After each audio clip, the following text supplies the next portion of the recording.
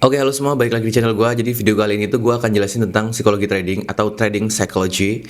Yang mana ini tuh hal penting banget buat gue jelasin karena ini darurat ya, ini urgent. Di video sebelumnya kan gue udah jelasin bahwa gue itu mau bikin materi tentang fundamental sebenarnya. Nah, setelah video itu rame, banyak banget di Telegram itu yang ngechat gue secara pribadi. Mereka itu curhat, laporan, ada yang bahkan pengen ngutang ke gue, minta duit ke gue gitu. Nah, setelah gue tanya lebih dalam ya, ternyata mereka itu loss banyak banget dari trading. Nah, setelah gue minta transaksi mereka, gue bisa tarik kesimpulan bahwa mereka itu kebanyakan trading itu over margin atau full margin. Ada yang tamak lah, ada yang lotnya gede lah, ada yang nggak pakai setup lah, ada yang FOMO lah, itu banyak banget ya. Di sini tuh gue jadi berpikir ya, ini darurat banget buat gue sampaikan. Karena untuk technical dan fundamental itu ilmu yang gampang untuk dipelajari, kelihatan di mata. Asalkan kalian punya ingatan yang bagus, kalian ulang itu akan cepet paham. Tapi kalau psikologi nih, ini susah banget. Karena ini hal yang kita rasakan harus dibangun sedikit demi sedikit dari kebiasaan kecil yang nanti harapannya supaya bisa mempengaruhi mindset kita secara tidak langsung. Ini hal yang benar-benar penting banget, apalagi dengan banyaknya konten-konten di sosial media yang bikin kalian itu jadi hancur ya. Karena berharap cepat kaya, karena berharap bisa dapat uang besar dalam waktu instan. Makanya gue akan jelasin beberapa hal buruk yang terjadi saat kalian trading, hubungannya secara neuroscience gimana, solusi secara teknisnya gimana, dan solusi secara emosionalnya gimana. Nah, nanti di akhir video gue akan jelasin fakta yang akan membuat kalian itu sedikit mikir kalau mau full margin. Oke, kebiasaan buruk yang pertama itu adalah FOMO ya, atau fear of missing out. Nah, ketika harga itu bergerak cepat, kita itu akan secara nggak langsung, wah ini takut ketinggalan, ini takut entry-nya nanti nggak pas, takut entry-nya nanti dapetnya cuma dikit. Ini tuh bahaya banget. Kenapa? Karena ketika kalian harganya tuh naik cepat, terus kalian open posisi buy, pasang SL ya. Ketika harga koreksi, kalian akan kena SL. Udah kena SL, abis itu kalian panas nih. Gue nggak mau pakai SL lah, kena SL terus nih, kejilat terus nih SL-nya. Nah, ini bahaya banget. Ini bahaya untuk transaksi di next-nya. Di saat itu oke lah kalian pasang SL, tapi di next-nya ini bisa-bisa kalian nanti nggak pasang SL.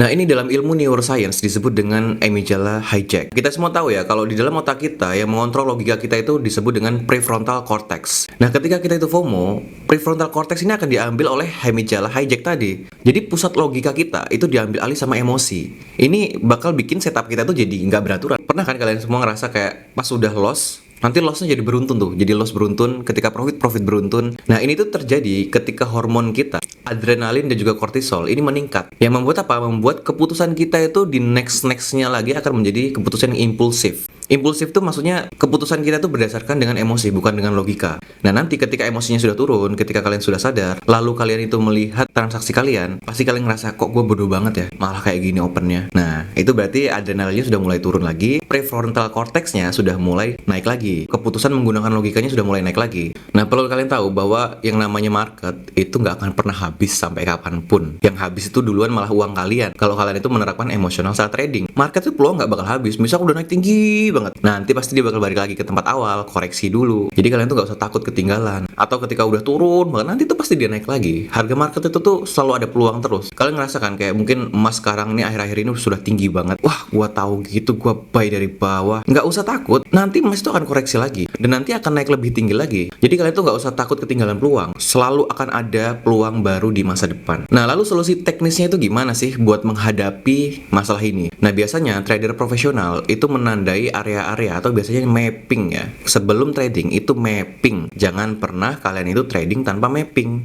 Mapping itu tujuannya untuk mengingatkan kita, oh di sini tuh area yang harus kita open nih. Oh di sini tuh area saat kita jangan open. Jadi kita ketika ada mapping, otak kita itu akan ada alarm. Nah, biasanya di mapping itu kan ada beberapa area kan. Ketika ketinggalan, misalkan mappingnya udah sampai area mapping, gue lupa nih nggak open posisi, udah kita bikin mapping lagi. Nggak usah kalian itu panik, nggak usah takut ketinggalan, nggak usah takut nggak dapet peluang. Makanya pentingnya yang namanya trading plan. Hanya trading saat masuk ke dalam plan. Jika keluar dari plan, tidak usah trading. Jangan open posisi. Solusi secara emosional itu juga ada lagi. Sebelum kalian itu trading, pastikan kalian itu latihan box breathing. Box breathing itu apa maksudnya? Jadi latihan pernafasan. Nah, biasanya gue itu menyebut ini dengan metode 4-4-4. Jadi 4 detik ambil nafas, 4 detik tahan nafas, 4 detik buang nafas. Ini dilakukan selama 4 kali sebelum kalian trading. Tujuannya buat apa? Mengendalikan emosi, mengontrol emosi dan menekan emosi. Nah, jadi ketika kalian itu ngerasa kayak rungsing ya, kepala kalian itu rungsing, stres, itu juga jangan trading. Makanya dulu Dokter Tirta itu kan di podcastnya Timothy pernah bilang kan, yoga itu bagus banget buat latihan pernafasan, buat ngelatih stres kita, buat ngelatih emosional kita. Dan itu emang penting banget buat para trader. Karena trader apalagi yang masih pemula itu nggak bisa ngendaliin emosi. Salah satunya yaitu di FOMO, overload, deg-degan ya, itu ngaruh banget. Makanya latihan pernafasan itu penting banget ya. Lalu kalian itu harus tanamkan mindset bahwa market itu tidak akan pernah habis, nggak akan pernah ketinggalan peluang baru, dan akan selalu ada peluang baru. Tanamkan dalam diri kalian, udah nggak apa-apa lah, nanti aja lah. Lihat misalkan di komunitas ada yang pamer profit sekian dari pergerakan market sebelumnya, itu nggak usah panik, biarin aja. Ya mungkin belum rezeki gue, mungkin nanti nextnya gue bisa dapat yang lebih besar, asalkan sesuai dengan trading plan dan hati-hati. Oke, yang kedua adalah overconfidence atau terlalu percaya diri. Ini biasanya terjadi ketika kita semua trading profit besar sebelumnya ya. Kalian itu akan merasa, wah anjir jago banget ya, kayak jangan-jangan gue udah bisa trading nih, bisa ngendaliin market nih, kayaknya market nurut banget nih sama gue, bisa zero floating pas banget, pucuk antar pucuk. Nah kejadian kayak zero floating terus win terus itu akan membuat kalian itu sedikit lupa ya bahwa aturannya menggunakan SL dan TP itu pasti akan dihilangkan sama kalian. Kemarin aja gue pasang SLTP tuh nggak sampai nyentuh kok, aman kok, market nurut kok, ngapain gue pasang SLTP sekarang? Udah nggak perlu lah. Ada yang bilang bahwa pasang SL itu berarti tidak percaya sama skill kita sendiri. Ya itu jangan ya. Jadi overconfidence ini itu masalahnya nggak cuma di situ aja, tapi ada lagi yang namanya overload. Kemarin gue udah profit banyak, analisa gue juga bener terus, bisa lah ini lotnya gue tambahin, bisa lah ini gue full margin, siapa tahu kan profit banyak gitu. Nah itu juga bahaya, yang bikin kalian itu MC, yang bikin kalian itu jadi kena SL terus-terusan karena terlalu percaya diri. Ini di dalam neuroscience disebut dengan dopamine reward pathway activation. Ini tuh terjadi ketika otak kita itu melepaskan dopamin berlebihan. Kita tuh merasa tak terkalahkan gitu. Kita tuh merasa bahwa diri kita itu udah jago banget trading. Makanya kadang, wah gue udah profit banyak nih, ngetik di TikTok, komentarin orang buruk lah. Itu ciri-cirinya tuh kayak gitu. Terus nanti komentar, wah gue aja segini bisa dapat segini, ini mah metode sampah, bagusan yang ini. Nah itu membuat kalian itu merasa bahwa kalian itu udah jago tak terkalahkan, mengucilkan orang. Itu ciri-cirinya seperti itu. Makanya ketika trading itu pasti overload, pasti nggak pasang SLTP. Nah biasanya mekanisme kayak gini itu mirip-mirip sama kecanduan judi online dan juga game. Pasti otak kita itu akan otomatis merangsang diri kita untuk melakukan berulang-ulang. Karena apa? Karena merasakan sensasi menang, merasakan sensasi take profit yang banyak, itu pasti bikin kita itu pengen lagi dan lagi, nagih ya jatuhnya. Nah hal yang harus kalian garis bawahi, kebiasaan ini coba ya kalian ingat-ingat.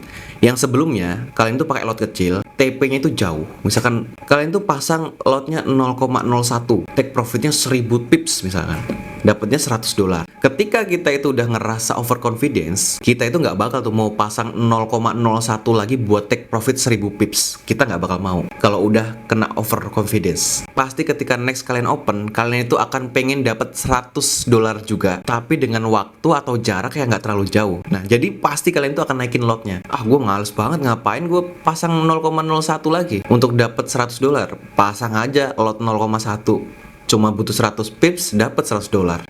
Bener gak kayak gitu? Pernah gak kalian ngerasain kayak gitu?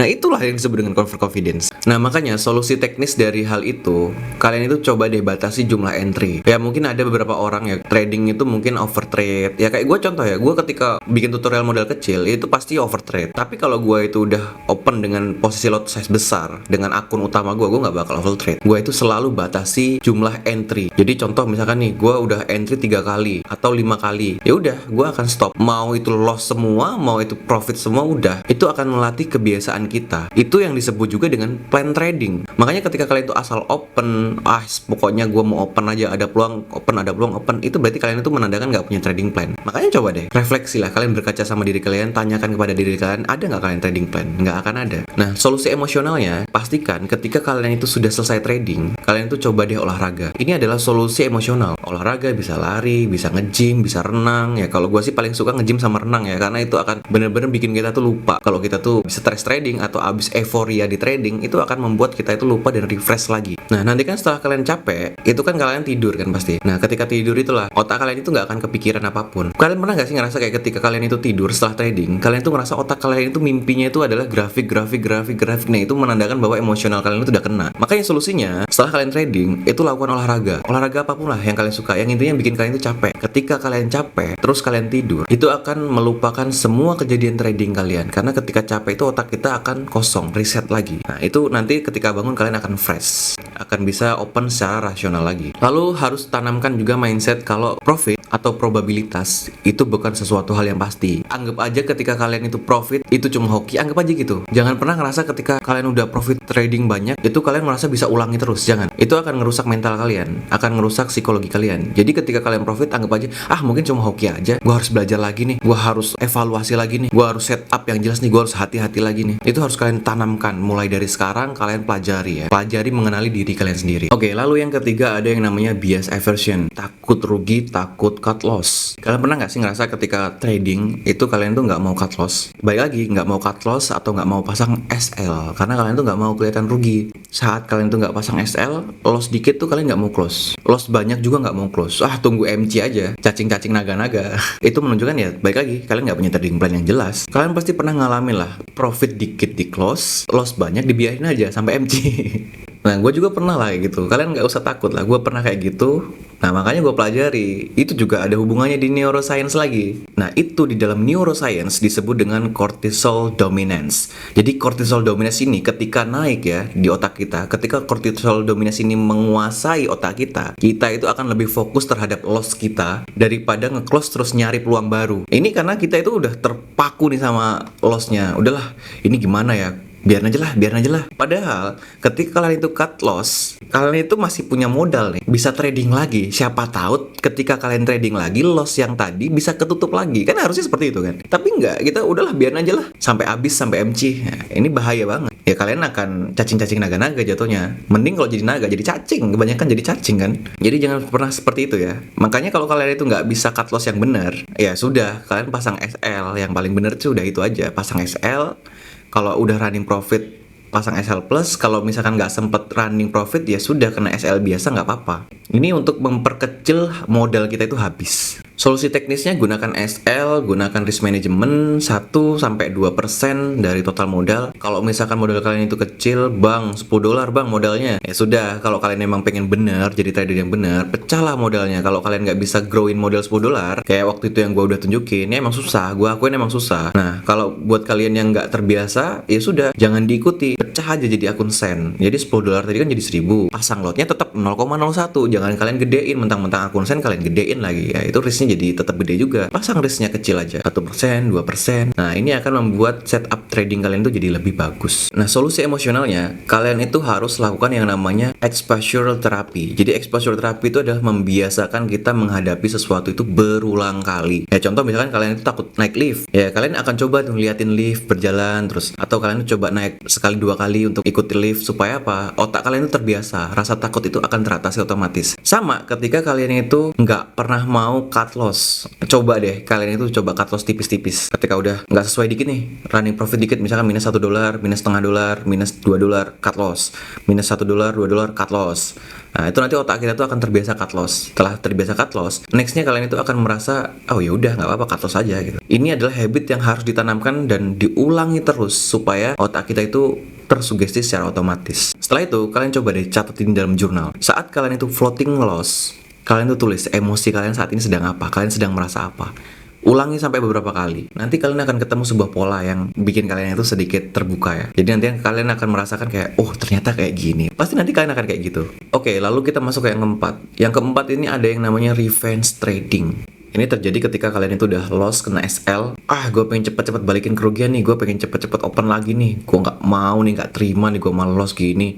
Tadinya ini biru semua, sekarang ada merah-merahnya. Itu tuh berarti kalian sedang naik emosinya, sedang marah, sedang kesel. Ya, efeknya apa? Loss beruntun. Udah pasti. Pernah kan kalian rasa kayak gitu?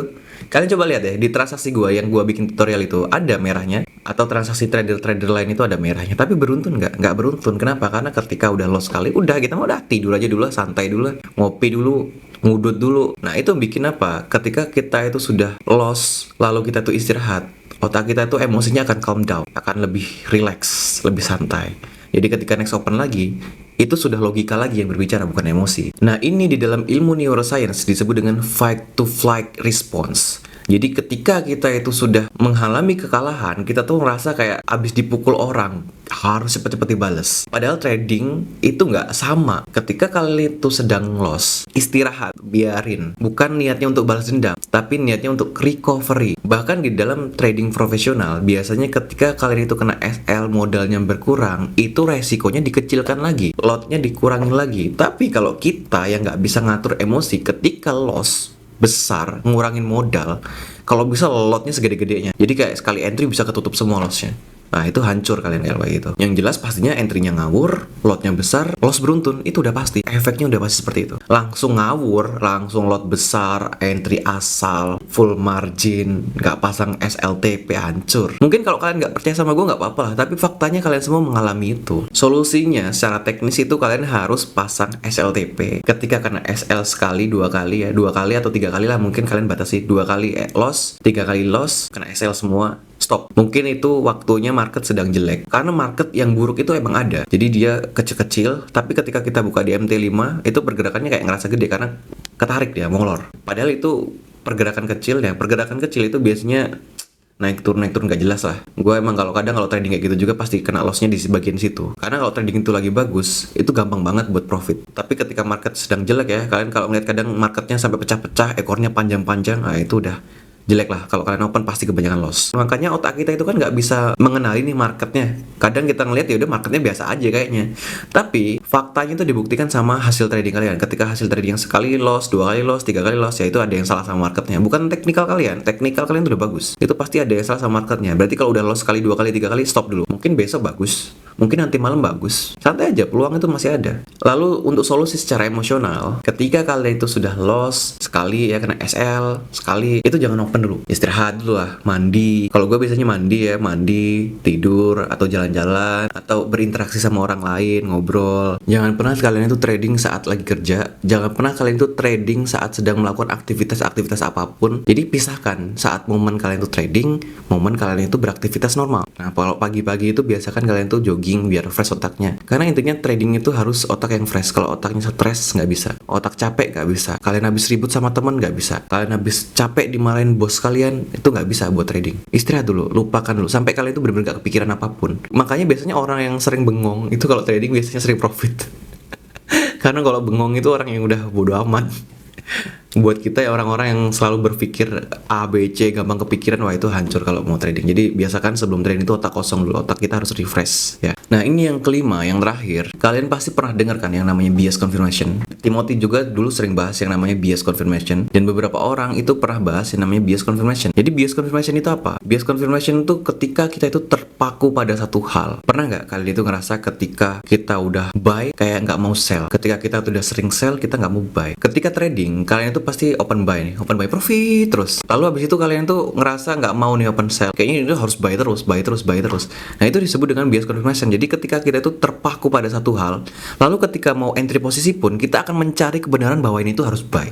Padahal market sebenarnya sudah balik arah, sudah jadi downtrend. Kita akan terus mencari kebenaran ini harus buy nih.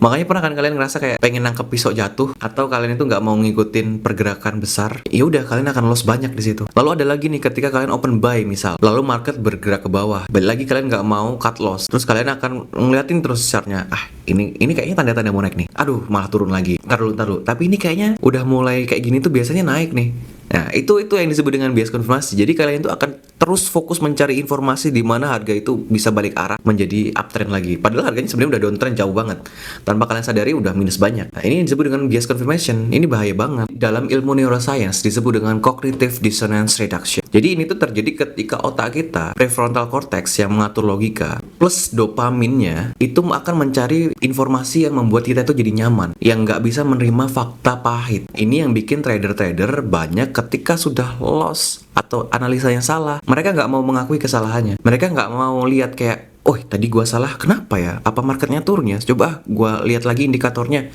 Coba gua tarik garis lagi. Jangan-jangan ini sebenarnya udah turun. Enggak bakal gitu. Pasti kalau misalkan kalian itu udah kena yang namanya bias confirmation ini, ketika market sudah turun jauh pun kalian itu pasti akan melihat ini kayaknya masih naik nih, ini kayaknya harusnya masih buy nih. Ini bahaya banget karena kalian tuh akan terus open posisi sesuai dengan yang ada di otak kalian. Kalian nggak akan pernah mau mencoba untuk open posisi sebaliknya. Nah makanya solusi teknisnya itu harus buat mapping ya. Makanya kemarin itu gue ajarin mapping regresi itu karena supaya pergerakan sekecil apapun, perubahan harga sekecil apapun itu bisa terdeteksi. Karena kalau kalian nggak pakai mapping, ya terserah lah kalian mau pakai mapping apa. Kalau yang gue saranin kemarin kan pakai regresi ya. Jadi ketika harga itu bergerak keluar, kalian itu bisa menyadari bahwa harga itu sudah berubah dari plan kita. Lalu kalau misalkan kalian itu masih terbiasa seperti itu, coba deh kalian latih dengan cara sebelum entry dan sesudah entry itu dievaluasi dulu. Oh, sebelum entry itu marketnya seperti ini, screenshotin, fotoin. Setelah entry itu seperti ini. Nah, itu akan membuat kalian itu lebih terbiasa dan terlatih. Nah, solusi emosionalnya, kalian itu harus lakukan kebiasaan evaluasi diri. Pastikan kalian itu menyadari dan memahami kalau kalian itu bisa salah. Terima fakta aja, terima hal pahit aja bahwa analisa kalian itu salah. Nah, disitulah pentingnya SL. Ketika kalian itu analisa nggak sesuai arah dan kalian itu nggak bisa cut loss, ya sudah SL yang bekerja gitu. Nah, kalau misalkan kalian nggak bisa lagi, ya udah coba kalian itu cari partner trading yang saling mengingatkan. Ketika loss mungkin teman kalian ini bisa ambil posisi untuk menggantikan emosi kalian. Jadi kayak mengingatkan, ngasih hal baik ya. Jangan yang sama-sama gila juga ya. Nanti ketemu temennya sama-sama full margin, udah bro all in aja gitu. Ya jangan. Itu jauhin lah teman-teman yang begitu, yang ngajakin full margin bla bla bla, itu nggak usah lah. Harusnya kalian tuh cari partner untuk mengingatkan kalian. Oh bro, ini udah loss banyak nih. Oh bro, ini udah berubah arah nih. Jadi ketika kalian itu nggak sadar adanya perubahan arah, tapi teman kalian siapa tahu bisa sadar. Oke, di sini gue akan jelaskan sebuah fakta yang akan bikin kalian itu berpikir lagi kalau mau full margin. Jadi beberapa waktu lalu kan ada oknum yang bilang kalau tanpa full margin itu nggak bisa kaya. Nah, kita akan bedah ya sesuatu hal yang menarik nih di sini. Jadi gini, member ini tadi ini punya uang itu let's say kita bilang 10 juta. IB-nya itu punya uang 1M. Ini anggaplah adalah kapital atau modalnya. Si IB ini tadi mengajarkan untuk full margin dengan modal kecil. Full marginnya berapa? Let's say kita bilang kemarin itu kan dia nyontohin 5 juta jadi 4M ya. 5 juta. Di sini membernya berapa ngikutinnya? Pasti disuruhnya 5 juta juga. Benar nggak? Kalian hitung lihat rasionya. 5 juta dibagi dengan 10. Nah, ini udah 50% nih. Jadi membernya itu ketika full margin dengan modal yang ada di tabungannya itu 10 juta, itu dia udah pakai kapitalnya itu 50%. Sedangkan IB ini tadi ya, 5 juta dibagi dengan 1000 juta atau 1M, lihat berapa persen? 1%. Dia nggak takut lah, itu tuh sama kayak SL-nya dia. Kan risikonya 1% ya. Modalnya dia itu backupnya ada 1M, walaupun itu belum didepositin ya. Tapi kan seenggaknya semua kapital dia itu adalah modal 1%. Kalau misalkan dia loss 1% doang loh, dia bisa nyoba sampai berapa ratus kali. Ya kalian, ini 5 juta gagal, habis. Terus deposit lagi 5 juta yang kedua, MC lagi, ya habis uangnya. Terus kalian mau uang dari mana? Ngutang lagi. Iya, kalau misalkan ngutang tadi nggak ada masalah. Kalau misalkan ujung-ujungnya MC lagi, mau sampai habis berapa kalian? Sedangkan si IB tadi, ketika 1M modalnya di rekening tadi didepositin 5 juta, ini cuma pakai 1%. Ya makanya dia berani untuk full margin. Ini tuh sama konsepnya kayak kalian deposit 1M, terus kalian itu pasang lot 1, SL 30 pips. Itu sama. 30 pips itu kan sekali kena SL kan $300 kan, 5 juta kan. Itu sama aja, mau dipecah kayak oh dia deposit 5 juta lalu di full marginin pakai lot 1 misalkan, atau lot 0,01 banyak nih pencetnya sampai 10 kali 100 kali, ya itu sama, dia hilang segini pun itu cuma 1%. Terus kalian mau ikut-ikutan, ya hancur. Jadi sebelum kalian itu berpikir mau full margin ngikutin oknum-oknum yang katanya itu bisa merubah sekian jadi sekian, ya kalian tuh harus berpikir modal dia itu di rekeningnya tuh ada gede. Jadi ketika hilang 5 juta itu cuma hilang 1% aja dari total asetnya dia. Sedangkan kalian paling punya modal berapa sih? Nggak akan banyak-banyak banget, mentok-mentok 100 juta paling. 100 juta itu kalau kalian full margin dengan modal 5 juta itu cuma 20 kali loh. Sedangkan dia punya 100 kali. Ya gimana nggak gampang. Dia hilang 5 juta dapat konten, dapat member, dapat orang yang beli kelasnya. Jadi 5 juta ini masih bisa balik modal kalau misalkan rugi. Sedangkan kalian 5 juta hilang jadi apa? Jadi pinjol. Gitu loh. Nah ini tuh hal yang harus kalian sadari. Jangan kalian tuh gampang dibodoh-bodohin lah. Full margin itu gak akan bisa bikin kalian kaya, beneran. Ya mungkin sometimes kalian bisa hoki, tapi kalian butuh berapa kali nyoba buat hoki. Takutnya belum sampai dapat hokinya udah habis duluan nih semua aset kalian. Jadi kalian ayolah sadar kalau ini tuh sebenarnya bukan hal yang bisa kita buat main-main. Ini tuh adalah uang kita. Jadi kita tuh harus berpikir bahwa realistisnya seperti apa. Jangan kita tuh cuma terpaku, kan tadi udah dibilang kan. Kita tuh jangan cuma mengandalkan confirmation bias. Manusia itu confirmation bias kan. Dia akan mencari gimana caranya membuktikan, mencari validasi bahwa opininya itu benar. Padahal faktanya seperti ini. Ya kalau misalkan dia mau full margin, kenapa nggak semua asetnya dia depositin habis itu di full marginin? Kalau emang bisa seperti itu. Ya kecuali ya kalian tuh punya modal besar, kalian mau full margin nggak apa-apa. Kalau kalian tuh punya uang sama, misalnya 1 M, kalian depositin 5 juta, terus kalian full margin nggak apa-apa. Tapi kalau kalian itu punya modalnya kecil, terus mau full margin, ya habis. Kalau kalian itu full margin, ya udahlah, tinggal tunggu aja kalian itu nanti kelilit utang ya. Tinggal tunggu aja hidup kalian itu hancur. Semoga kalian semua bisa paham ya maksud gua. Jangan pernah full margin, jangan pernah kalian tuh nyoba-nyoba hal yang nggak masuk akal lah. Oke, gua harap kalian semua paham maksud gue ya. Mungkin di next video gua akan bahas lagi antara psikologi ataupun lanjut ke fundamental ya. Sekian video kali ini, gua Ongki, see you next time next video.